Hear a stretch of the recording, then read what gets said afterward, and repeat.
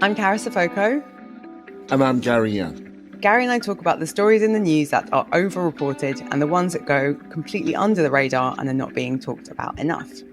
This is Over the Top, Under the Radar.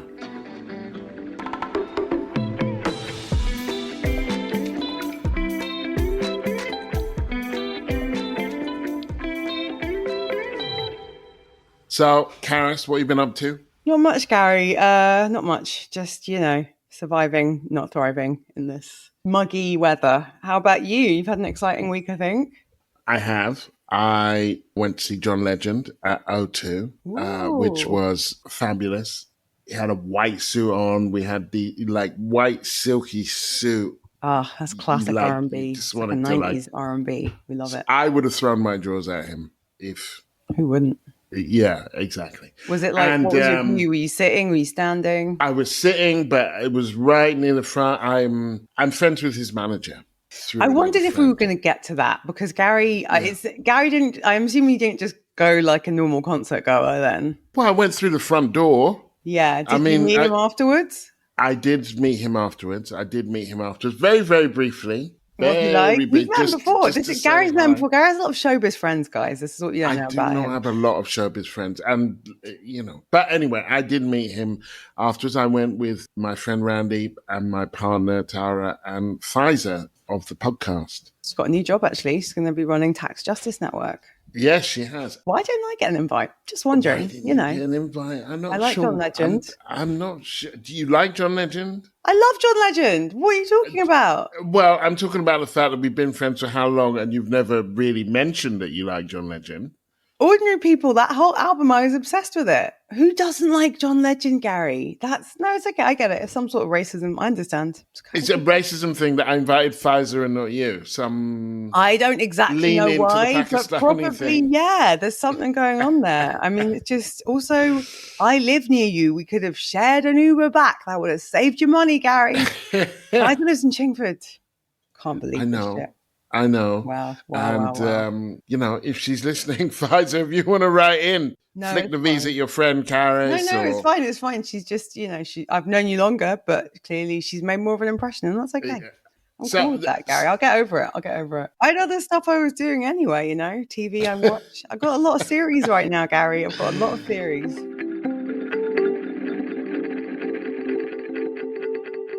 Phil in our WhatsApp group on Goodnight Bro says, a Sudanese mate of his was living in a block of flats in the early 90s, and before going to bed, he'd knock on his English neighbour's door every night to check he was okay and did he need anything. The English guy was freaked out and shut the door.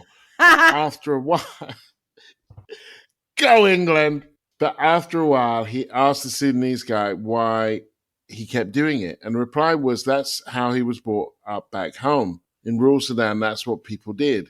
Anyway, they ended up becoming friends and are still mates now. That's a really nice story. I lived in Sudan for a little while, and it is an incredibly friendly country, and I can imagine that. I don't know about you guys. I was raised by my mum, and my mum told me, and I still do this, always to say good morning, particularly to older people, because you may be the only person they see that day who speaks to them. And I still do that if I pass an older person. I still say good morning.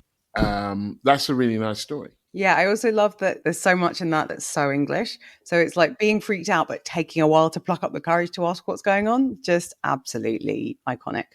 And a nice spin on the Goodnight Bro meme that's it's a bit culturally specific. You can find us all over social media, Blue Sky, Instagram, TikTok, YouTube, Facebook, or X at over_under_pod_. Big shout out to the people who joined us on Patreon recently, Alex, Ailey, and Hannah. We've hit 501 Patreon supporters, of whom 445 are fully fledged paying Patreon supporters. Thank you. The team behind this podcast and on the mic make it because we want to take a different approach. We believe that there is an audience of people out there like us, people like you, who are comfortable with progressive perspectives and a sense of humour and irony. Our values really matter to us, so we don't take random adverts from companies that want to sponsor us. We only work with people and organisations whose values align with ours. So it really is your contributions that keep the podcast alive and help us to make it. Gary, what's on your mind for today? I'm going to talk about the increase in defence spending and a very personal matter related to the podcast. Okay, I want to talk about Thames Water and the Green Party. So my over-the-top story is about Keir Starmer's announcement this week that he's going to put up defence spending from 2.3% to 2.5% to cope with the increased challenges that we as a country have militarily, and more specifically to deal or anticipate threats from Russia, and to step up Britain's role in a multilateral world in which, although he didn't say it, Britain can no longer rely on America to wield its club in the same places that Britain would like it to. There are a few things I want to say about that. First of all, it's an increase from 2.3% to 2.5%, so 0.2%. That's not nothing. It's under 10% increase over a few years. But there is a credulousness with which, because he says it's a big announcement, then the media treat it as a big announcement, as opposed to, how big is this actually? And what does it mean? Bearing in mind, the NATO recommendation is 3.5%. There's also a credulousness, in my view, on what this is going to do. If the threats that he is describing are real, is 0.2% actually going to do it? Would you not be kind of doubling it? Can you imagine Ukraine like, yeah, looks like Russia's going to invade. We're going to have a 0.4% increase in military spend. Like, either the scale of the task that you have described is not right, or the amount that you're increasing it by is not right. But they can't both be right. And then thirdly, the way in which these priorities are announced. So when he's making other announcements about spending, it's all about how tough he's going to be because he's cutting it. And the fact that he felt the need to make an announcement about this because he's raising it is a real problem for me. I wonder the extent to which we need a defense budget that actually it's not about more money and more tanks or more planes or more. I mean, if you look at the damage that Ukraine has done this week or things that others are doing, it's more kind of like cybersecurity. That would be the biggest threat from Russia, it would seem to me. Drone technology or stuff like that. He made the announcement in a shipbuilding yard in Glasgow, and it's like, that seems kind of retro to me in terms of understanding what military or defense needs. Our defense needs aren't necessarily military needs. I guess that's what I'm saying. But also, I understand the ways in which Putin is awful and he presents a real concern for quite a lot of democracies, mainly in the undermining and the funding bad faith actors, all that kind of stuff. First of all, I think Russia has more to fear from the West than the West does from Russia. When you're wondering why he acts like that, think of Iraq and Iran. Would America have invaded Iraq if Iraq had had nuclear weapons? I don't think so. That's not a case for more countries having nuclear weapons. It's not a case for Iran having nuclear weapons. But it's a weird idea that the West has, that you can trust us with these weapons of mass destruction, but we can't trust you. It's like, well, who's the only people who've dropped a nuclear bomb? And why would we trust you? Who does the illegal wars? Who supports war criminals in wars? Like, it's not just Iran. It's not just Russia. Right now, it's mainly you. You know, the team we're going in with, our friends and allies, so-called, in an awful lot of these wars, they're not that great. So maybe what we want to do is have an entirely different foreign policy would mean that we wouldn't need so much money because we wouldn't be starting so many fights.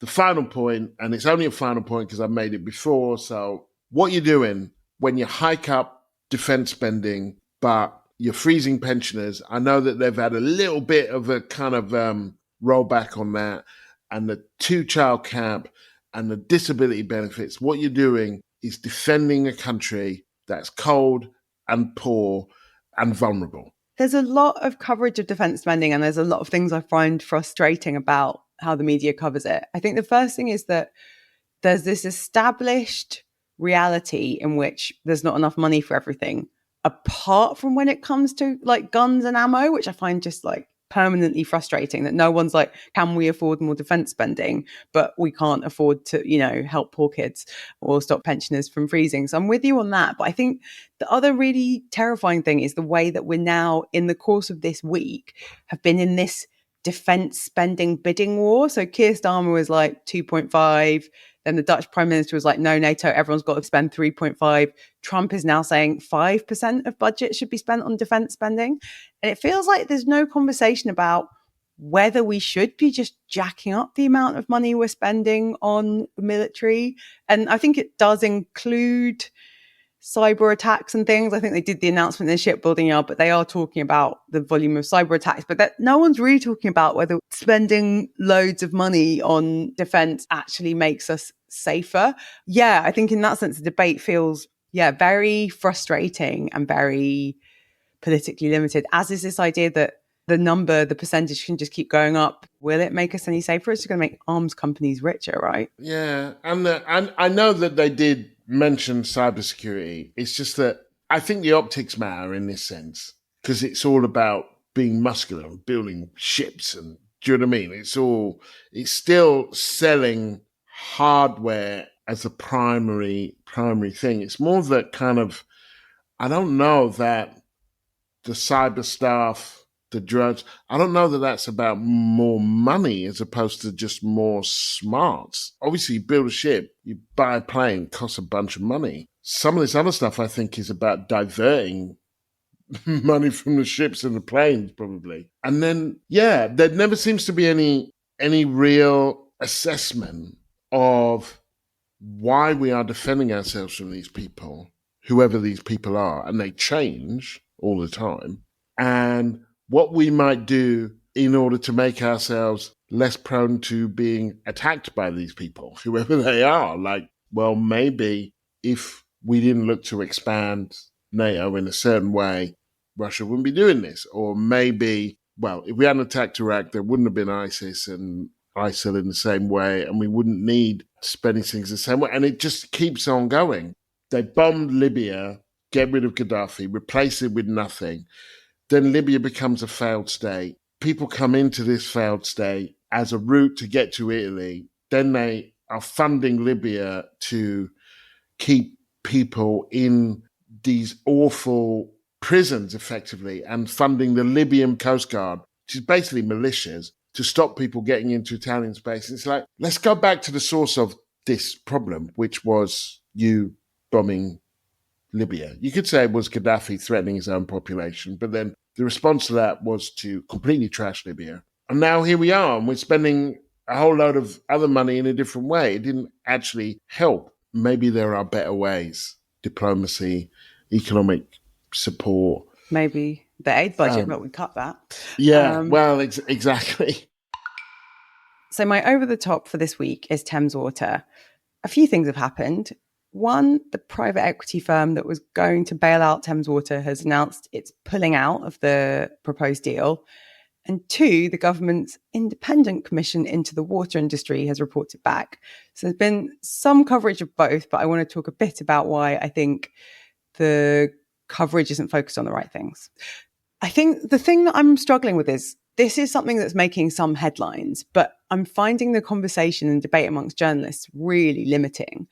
And the government is consistently maintaining that nationalising Thames Water is not an option.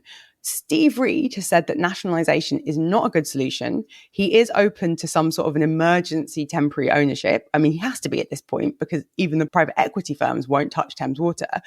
And I think it connects with this idea of defence spending because Steve Reed says we can't afford to nationalise Thames Water. I think we can't afford not to. All of the official analysis suggests that if we don't deal with this company, not only will people who already can't afford their water bills have to shell out more for water, the National Infrastructure Commission estimates there's a 1 in 4 chance over the next 30 years that large numbers of households in parts of England will have water supplies cut off for an extended period due to severe drought. So I think I wanted to bring it up because, one of the many things I get obsessive about is just quite how bananas the setup is with these private water companies. But I also think at this point, journalists need to be scrutinising more why Steve Reed and why the government are so against nationalisation. One of the things that Steve Reed said in Parliament was that it would be too expensive.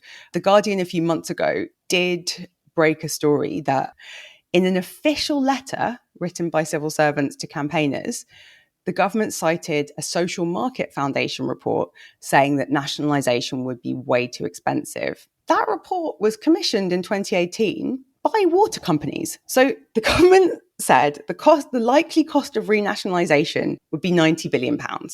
That's a letter from DEFRA, the Department for Environment, Food and Rural Affairs, to campaigners, groups like Surfers Against Sewage, River Action UK, Greenpeace. They said, renationalisation is too expensive, cost £90 billion. This is data the water companies generated. Moody's, a credit rating agency, estimated the cost at a fraction of that, 14.5 billion. But I think the bigger question, the thing that I think connects to the thing on defence spending is there a price that's too high for us to have safe and clean water that doesn't have poo in it and that we can afford? So yeah, I'm over this very headline-driven approach to Thames Water. And I just think we need more analysis and reporting from journalists. Yeah, and I do think it follows on really well. First of all, in terms of defence, so we're defending a country where people are going to have their water bills cut off and where, do you know what I mean? We don't have access in a range of ways to safe water without shitting it.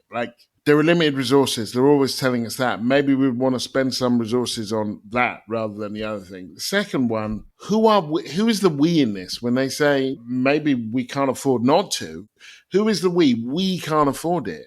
When people said we can't afford these cuts to disability benefits, they're like, yeah, you'd be right. We can't afford the 2-cut. Well, we'll have to afford it because, we got to live within them. It's like, well, who's the we in this? But also just the kind of final point is and this speaks to our foreign policy stuff, there is no penalty for failure in this stuff. These people are useless. They're worse than useless. And there is no penalty for them failing. Just like there was no penalty for anybody who was involved in the Iraq war or anybody who was involved in the bombing of Libya. There's no penalty. It's just like, oh, yeah, that. There'll likely be no penalty for what's going on in Gaza right now and our complicity in that. The thing used to be when I was growing up in politics in the 80s, it's no point in being right if you're not going to get elected. This is what people want. People want to keep nuclear weapons or people want to do this. And so don't put principle over pragmatism. Well, the pragmatic thing to do here, the popular thing to do, the thing that people really want is a renationalisation of water. When people really want to hammer asylum seekers and refugees, they say, you got to listen to the legitimate interests and this and that and the others. There are moments where they want to listen to people. There are moments where they don't. Here's the kicker, Gary. The Cunliffe Commission, which has issued its interim 100-page report into the water industry, so it was commissioned at the end of last year by, classic senior civil servant, bigwig man. They weren't allowed to look into nationalisation. So the government was like, look into the water industry, produce a 100-page report. Sidebar, guys, I really think it could have been shorter. They were told, Cunliffe was told, do not put nationalisation on the table. So not only, it's like the government is contorting itself to avoid the logical and obvious solution to our current problems, an industry that never should have been privatized, that people want to see renationalized. And I really don't know how to think about this. When the American private equity firm that is synonymous with the phrase barbarians at the gate, when private equity walk away from Thames Water being like, yeah, we're not going to touch that, you're just I don't even know whether to be happy or sad, because I didn't feel good about a private equity firm being involved. And most of the press coverage now is speculating on why did KKR walk away? Was it the record £104 million fine that Thames Water just got? Are they worried there are more of those? Do they look at the sector and think this will have to be nationalised soon enough, so it doesn't make sense for us to get a stake? We don't know. But yeah, I think at this point, the conversation should be, why the hell does this government not want to renationalise the industry? And who on earth believes that we can't afford to do so? It just feels cocoa bananas, Gary. And I want journalists to be writing more about why we're not renationalising, what lobbying is happening with the water industry, and why Steve Reed is contorting himself, the Environment Secretary, to avoid the thing that is just common sense to most of us. My under the radar is the Green Party. So, do you know what happened this week with the Green Party? I get flickers on my social media of there being a bit of a fight club going on. Well, 2nd of June, nominations open for the new leader or co-leaders of the Green Party. And I think the Green Party consistently goes under the radar, although I'd like to talk to you a bit about why. So the Green Party of England and Wales, unlike other political parties, its leaders have term limits. So they sort of run and then your time as leader expires. So the current co-leaders of the Green Party, Carla Denyer and Adrian Ramsey, their term's running out. There's going to be a new leadership contest. It's officially began this week and it will close in September. Zach Polanski, who I did not know much about, but I've been reading about, is one of the people who wants to be leader of the Greens. Adrian Ramsey and Ellie Chowns, who's one of the Greens' 4 MPs, are standing to be co-leaders. And Carla Denyer, who's currently co-leader, isn't standing again. Tell me if I've lost you. So this has got barely any coverage, even though the Green Party has 4 MPs.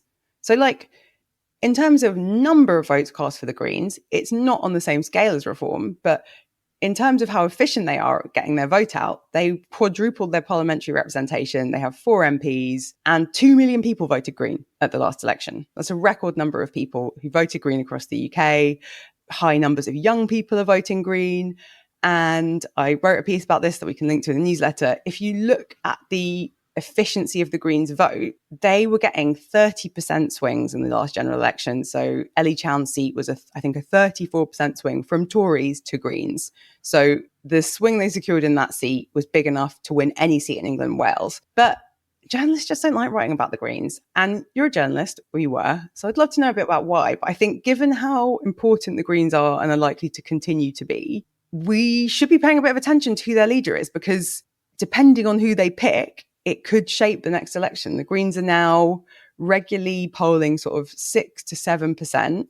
So even if they don't win a seat, they're now second place in 40 seats in the UK. There's 650 constituencies in Parliament, and in 40 of those, the Green Party is now in second place. Even if they don't win a ton more seats in the next election, which I think they might do for people who are disappointed in Labour and aren't going to be sort of squeezed back to voting for them, we are going to see, I think, more and more seats where people voting Green helps to determine the outcome. So the recent by-election in Runcorn is a great example of that. 7% of people voted Green. Reform ended up winning. That was a big enough margin to have given it to another party. So I think we're underestimating the Greens consistently, we're underrating them, and they're about to pick their new leader. I think that one of the reasons that the Greens are ignored is just because the media as a whole is quite right-wing. And so I remember when the Greens were called the Ecology Party, they were, sandal-y types. That was the portrayal. These are quirky, sandal-wearing, muesli, probably vegan. I mean, there was a real explosion, I think, in about 83, 84, when the German Greens came into Parliament for the first time. Petra Kelly, I remember it really well. But Britain always lagged behind, primarily because of our electoral system, but not only because of that, because Labour took up more space across the left. When you got characters like Tony Benn and Ken Livingstone in a mainstream party, then the need for an ecological party, which is on the left, diminishes, doesn't grow. And I think that their agenda is the same reason the media didn't see Corbyn coming. They just think, well, you're all cranks. It's also really important because with the Green Party, you're never exactly sure, I'm talking here Europe-wide, what you're going to get. Some Green parties are effectively like Liberal Democrats, but more into the environment, and some are more consistently left. And there's always been that split. In Germany, they used to call it the split between the Realos and the Fundis. And the Realos were the realistic, the ones who wanted to negotiate within the electoral system.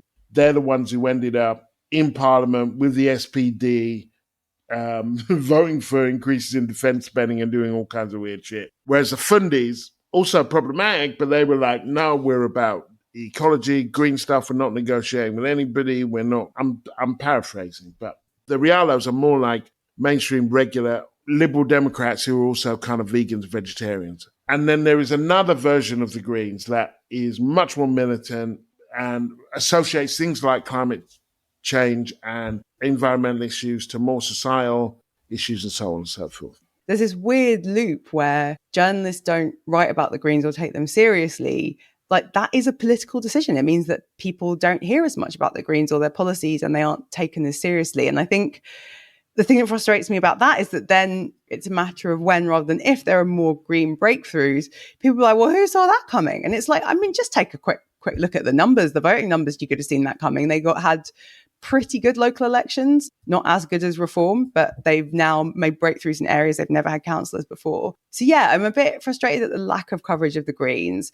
I'm not going to pretend that it's not also, some political leaders are a bit more newsworthy and headline grabbing. Nigel Farage attracts a lot of attention. But I do think that we're, as you say, with Corbyn and with other things, we're at a risk of completely missing a political trend that actually isn't that surprising. Well, my under the radar is a very personal one, but it relates very much to all of us, either listening or in the program, which is that this is going to be my last podcast.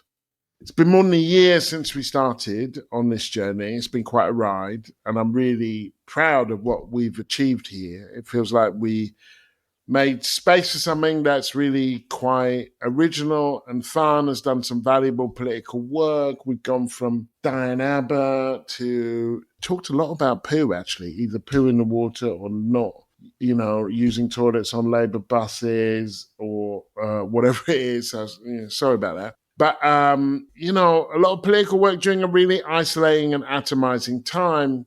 We've helped to create a community that made it feel like you didn't just have to shout at the TV or doom scroll or throw your phone across the room, that there were other people like you thinking similar things, if not always the same thing. And who would want the world to be thinking the same thing anyway? So I really appreciate the political support we've enjoyed and the encouragement from our sponsors, the awesome and formidable over-under WhatsApp community that's emerged from it, the financial support from those who've been able to give it.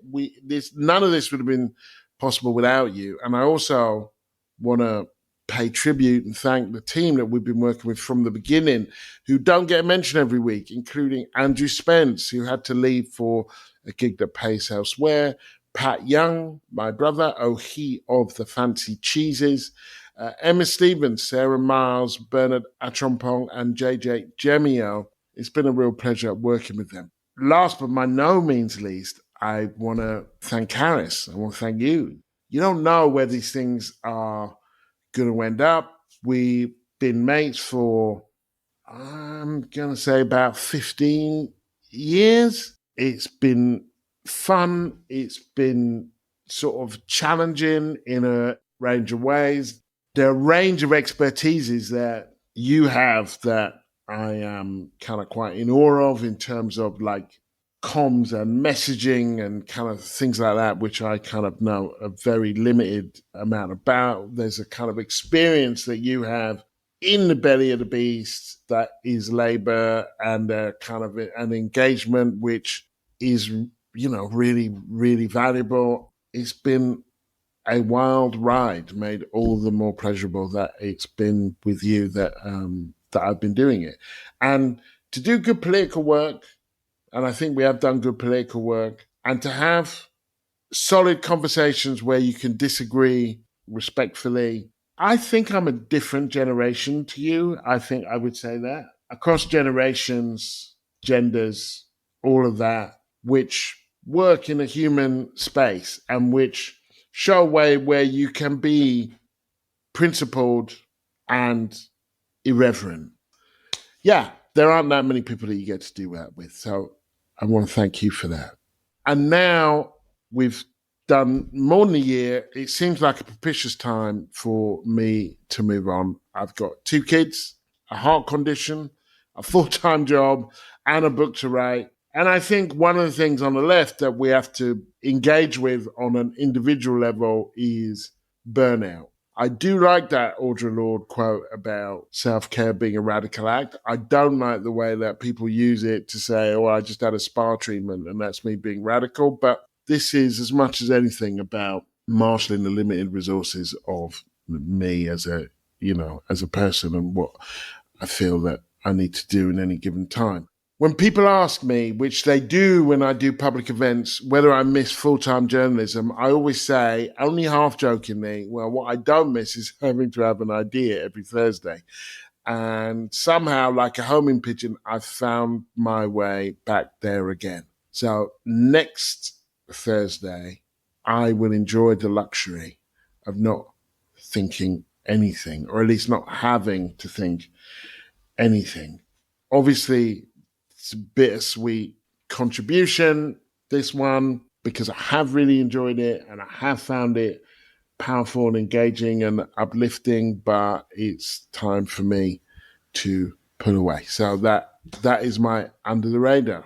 So unfortunately, this one has not gone under my radar. And yeah, really bittersweet as well to be recording this. So probably over a year ago now, since Gary and I had an argument about Meghan Markle, and he suggested we make a podcast together, a suggestion I did not see coming. And yeah, it's weird. It was always a bit nerve-wracking doing like a worky thing with a friend, but it has been so much fun making the show with you, Gary. I'll miss you being on the podcast. I'll miss hearing your thoughts about the world every week. Hopefully I'll still get to hear them, not every week. I think I can speak for other people listening in the team that you're just one of the most brilliant thinkers on the left. And I always want to hear your opinions and your takes and your jokes, maybe less about the poo, but even that's been amusing. And I think one of the most surprising and delightful things has been how quickly we've built a community around the podcast, and just, how many countries and continents our listeners are on. And even, you heard it here first, someone called their baby Carys. That's right. Really? Someone named a baby after me, Gary. Yeah. Wow. I mean, was it after you? Was it like... She sent me an Instagram DM saying she liked the name and that she called her baby Carys. So, right. I mean, I'm taking it as a win. Yeah, and just again, please if she didn't like you, she wouldn't have named... That's she true. Wouldn't have named it, would she? So, I'm not going to be calling my kids Kemi, So yeah, really going to miss you. Feel really sad that we're not going to keep making the podcast together. I will not miss the fact that you never charge your ring light before we record, just for those of you who don't get to see behind the scenes. We have bits of kit that we need to use. One of them is a ring light. Gary consistently doesn't charge his. It's a permanent obstruction to recording. So yeah, I want to say on behalf of all the team, and I think the Over Under community, thank you so much for all of the time and the hard work you've put into creating and making the podcast. And I'm sure I'm not alone in saying I cannot wait to read the next book. Please don't keep it a secret. What is it about? It's about Black Europe. Black Europe has been my area of interest for a while. As you know, if you listen to me, I studied French and Russian and at university. And I mean, I spent 12 years in America, so that was a bit of a diversion. But my book it's a project really, but at least one book will come out of it, is about post-war Black Europe. I'm about 5 years into the project. I'm really, really enjoying it. So for those of you listening who are wondering what's happening next, Gary won't be recording another regular show like this one, but you will still be hearing him in your feed over the next few weeks. He's got an interview with the Oscar-winning director, Steve McQueen, which is going to be serialized. We've got a final live show in Belfast at the Book Literary Festival, which I think you can still get tickets for. We can link to that. And then things are going to change. Something I hadn't expected when we started the show was that we wouldn't just have listeners, but a community. From the thousands of you that listen to every episode to the hundreds of you that support us financially, community feels like something that is pretty needed right now more than ever. I certainly need community. And so as a member of the Over Under community, there are two things that I need from you now as we work out what to do next. So the first is we want your views on the future of the podcast and how we should keep it going, what we should keep, what we should change. We're going to send a survey to you that you can fill out to say what you like about the podcast, how we move forward without trying to replace the irreplaceable, which is Gary. And then the second thing is we need your support. The show is just about running, but we still don't have enough money to cover all of our costs. So if you can afford to support the show and you'd like it to keep going, then please support us through Patreon. If we've made you think, laugh, or learn about something new, please support us financially if you can. And keep an eye out for the survey we'll send that will help us to decide what comes next. I just want to add to that a real solid encouragement to keep supporting this. If you've enjoyed it, if you are enjoying it, Carys is working to continue it in another way. And I know I am the kind of person who thinks like, yes, somebody should support that. And this is one of those ones, it's a June Jordan quote, we are the ones that we've been waiting for. You know, it's your ages, it's you who kept us going as long as we did. It's you that can keep it going. So please carry on supporting. I will become a Patreon subscriber. I look forward to my name being read out. I would encourage you to stick with it. So please do, because you're very important. And this community needs to be sustained. It can't just be running on goodwill, good vibes, good politics. That's my pitch to you all.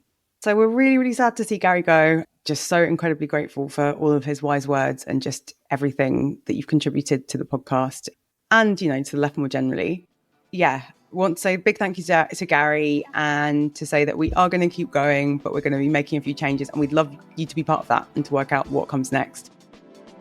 Thank you for listening to Over the Top, Under the Radar. Remember to like, subscribe, and leave a review wherever you get your podcast. And if you want to support the show, find us by searching Over the Top, Under the Radar on Patreon. And if you enjoy the pod and find value in what we've done, please consider donating, particularly now. The packages start at just £5 plus VAT a month. If you're ready to donate, please consider upgrading your membership. Search Over the Top, Under the Radar on Patreon, and please put your money where your ears are. You can sign up to our newsletter at overunderpod.com, and you can connect with us on social media at over_under_pod_. Next week, you'll be able to hear a very special conversation between myself and Steve McQueen ahead of his Resistance exhibition opening in Edinburgh on Saturday, the 21st of June. We'll be talking about, or we have talked about, resistance in its broadest possible sense. You can get early access to the episode if you're a Patreon subscriber.